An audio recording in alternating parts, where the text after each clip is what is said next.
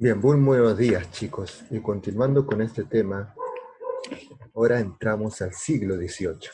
Tenemos las monarquías del siglo XVIII. Como ustedes saben, el propio Estado moderno tenía de por sí una de las grandes características que era un gobierno de nación a través del rey.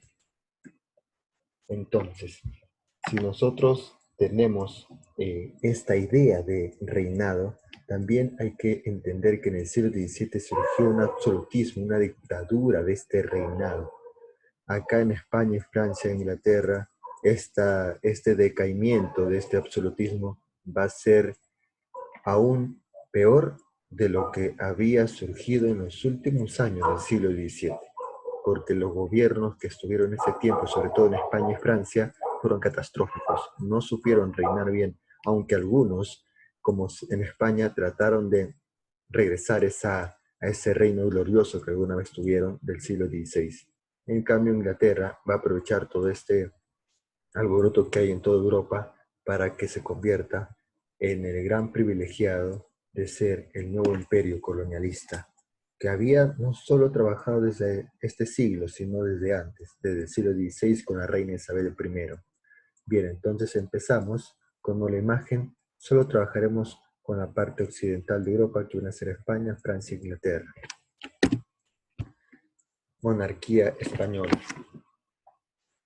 Nosotros entendemos que en ese tiempo el gobierno de Felipe V en el año 1700 fue gracias a un conflicto llamado las Guerras de Sucesión Española, donde el rey Carlos II no había dejado ningún heredero, pero sabemos que esa herencia de parte de su hermana sí existía, es decir, hablamos de la esposa del rey Luis XIV.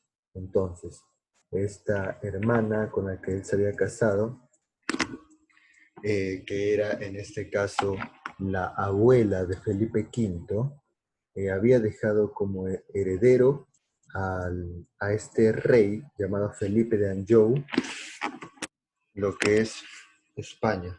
Pero bueno, también en otro lado, estos Habsburgos que habían en España también eran parte de herederos de lo que era la dinastía Habsburgo del Sacro Imperio Romano Germánico. Por ende, ellos reclamaban como privilegio suyo ser los grandes herederos de esta gran monarquía. Hay un conflicto entonces entre Francia y el Sacro Imperio Romano Germánico. ¿Por qué el rey Carlos se le entrega como herencia? ¿Por qué él dice que voy a entregar mi herencia a la dinastía en Francia, que son los Borbones, de parte de Felipe V? Porque él sufría de un retraso mental y su familia se burlaba de él, por no decir los Habsburgos. Entonces, los Habsburgos, quienes sí tenían que haber tomado hasta este poder, se habían burlado de este gran rey, que bueno, por este hecho, este castigo que él hace, deja como herencia a la dinastía Borbón, que viene a ser el rey Felipe V. Hay un conflicto en realidad hasta 1713, en las cuales se firma un tratado de Utrecht, y para que no haya un temor de que Francia y España se puedan unir en un solo rey, él acepta y firma de que no pueda ser considerado rey de Francia si es que su abuelo fallece. Pero sí, claro, su abuelo falleció al año siguiente, Luis XIV, de Francia. Pero bueno, su bisnieto es el que toma el mando, que es Luis XV. Pero en fin, hablemos con Felipe XV. Perdón, Felipe V. Entonces, ¿qué pasó con Felipe V? Toma el mando, acepta esos favores que tiene que firmar en el Tratado de Utrecht, y lo que hace es las reformas borbónicas. Esta reforma borbónica que tiene puntos de cambios en la llamada América colonial. Entonces, hace un cambio en lo que se refiere al gobierno administrativo, en la política de este Estado americano, que convierte en intendencias a lo que va a gobernar la parte americana. Por otro lado, también va a tomar medidas mercantilistas, ya que sabemos que en ese tiempo los barcos ya eh, piratas de Inglaterra, que eran apoyadas por la reina, estaban tomando todo lo que era la mercancía española. Entonces él hace unas medidas mercantilistas en las cuales acepta con quienes hacer comercio y prohibir y ser protegida el comercio que tienen los españoles hacia la ruta donde van a ir. Y por otro lado están las educativas, que son los colegios mayores, ya en la que implementa, ya para la cual deja de lado de que los sacerdotes, los clérigos puedan gobernar y los que gobiernen sean los del Estado. Eso es lo que hace Felipe V. Por otro lado, en el año 1721, Felipe V va a querer dejar a su hijo Luis I la herencia del poder español. Ya para el año 1724, cuando Luis I va a recibir la corona, lamentablemente fallece de una enfermedad extraña. Entonces, nuevamente, Felipe V, para no tener problemas, para que esta corona, herencia, no vaya al hijo menor, porque todavía tenía 5 años el hijo Luis, lo que hace es hablar con el Senado para, para que sea considerado nuevamente rey de España. Y claro, así lo es, hasta en 1745, bueno, 1746, perdón, en el que muere. Después de tiempo de la muerte de su hijo, él hace una política exterior también. Lo primero es hacer el Tratado de Viena con el Sacro Imperio, que va a ser un tratado en el cual va a prohibir un desencadenamiento de batallas entre las dos familias, entre las dos dinastías, entre la dinastía Habsburgo y la dinastía Borbón.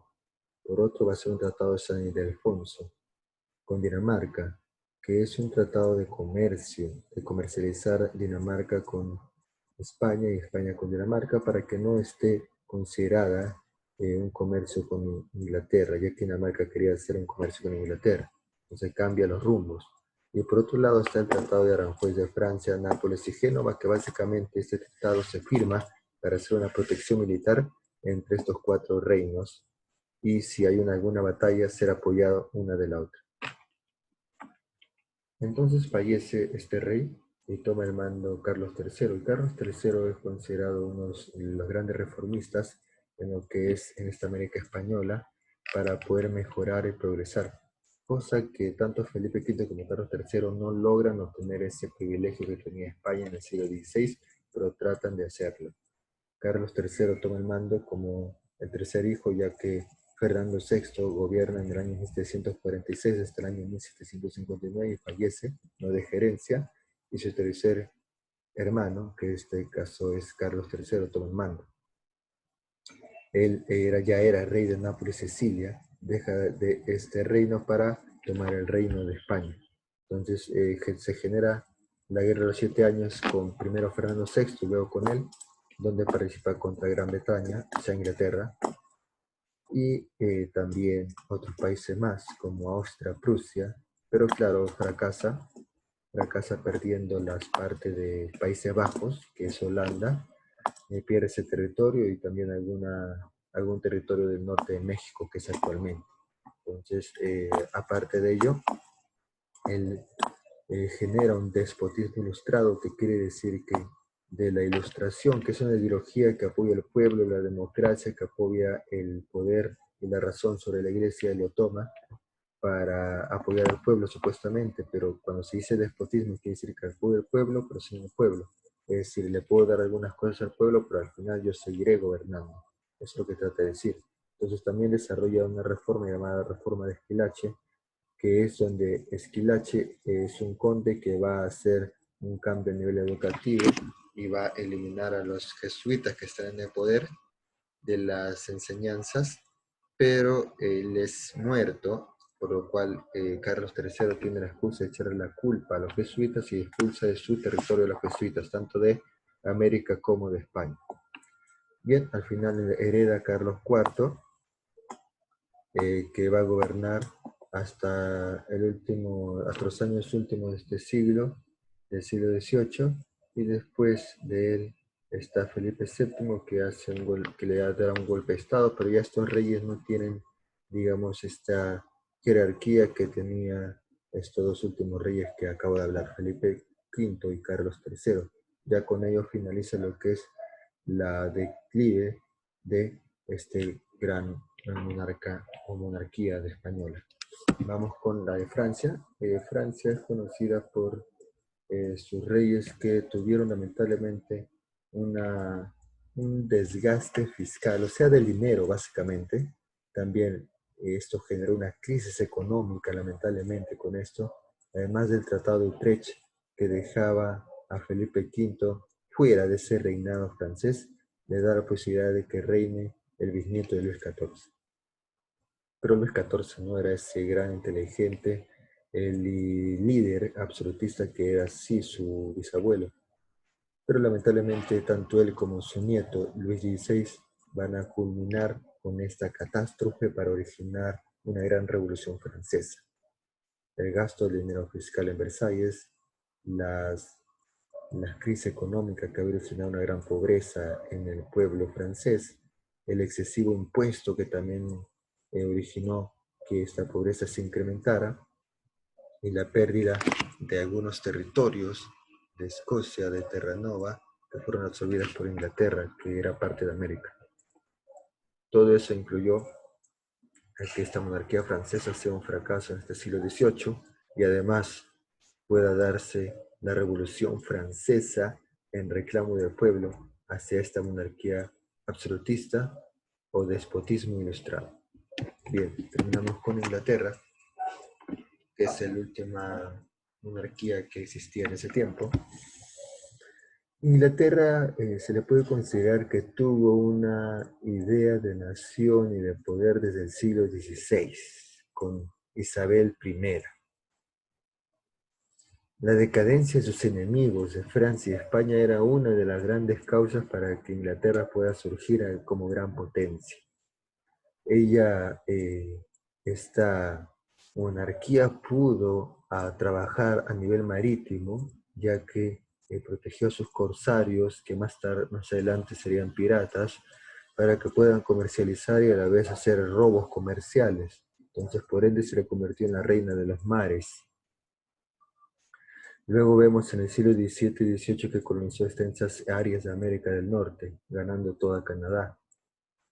Y después vemos de que también la guerra contra Holanda le arrebata a Nueva Holanda y Nueva Ámsterdam, que viene a ser parte de lo que es Nueva York, Nueva Jersey, Pensilvania y Delaware. Después finalmente va a tomar la India, que viene a ser parte de Francia. Hace la paz de París en la Guerra de los 7 Años y esta firma aceptando que la India sea todo el territorio para Inglaterra. Ahora, lo que más privilegió en ese tiempo a Inglaterra fue que se diera la gran revolución industrial que surgió en Inglaterra. Fomentó nuevos inventos y experimentos que experimentó y se convirtió en la más poderosa nación con industria textil. Entonces, esto originó que las consecuencias fueran privilegiadas hacia Inglaterra para convertirse en una gran potencia colonial o imperio colonialista, que conquistó lo que es actualmente Estados Unidos, Canadá, la India, y también tenía terrenos en lo que se refiere el África. Entonces, esta también tomó parte de China, que era Hong Kong, pudo convertir a Inglaterra en una gran potencia del siglo XVIII y también convertir en un gran imperio colonialista, de ahí hasta el siglo XIX y a mediados del siglo XX. Con esto cabe decir que su progreso de realización desde la Carta Magna del siglo XIII hasta lo que se refiere los gobiernos del Senado de monarquía, es decir, monarquía constitucional donde el Senado va a gobernar y el rey solo va a reinar, va a considerar un gran progreso económico, político, militar de Inglaterra desde Isabel I, Jorge I, que reina en este siglo, también los reyes María II y Guillermo III de Orange, y sobre todo finalizando esto, ya para el inicio del siglo XIX va a estar la era victoriana de Victoria I, va a dar origen a que esta potencia permanezca durante 2 siglos al mando de Europa y de América como también de Asia. Bien, para finalizar, acá están las dinastías que gobernaron ese tiempo, tanto el siglo XVIII como el siglo XIX. Los tres primeros de acá en esta columna encontramos a los tres reyes que gobernaron sin ninguna desestabilidad, sino con apoyo de más bien de este Senado, eh, donde vivieron muchos años, no hubo cambio de reyes a cada momento, sino estos tres reyes duraron específicamente durante este siglo, tanto Jorge I, Jorge II y Jorge III. Después vienen los hijos de Jorge III, finalizando con Victoria I, quien va a ser en realidad la reina, que va a ser la hija de uno de los hijos de Jorge III, comenzando con ella una gran gloriosa potencia inglesa, convirtiéndola en un imperio colonial. Bien, conmigo ha sido todo hasta hoy. Espero que tengan buen día y que les haya pasado genial con este tema. Muchas gracias y conmigo será hasta la próxima, chicos.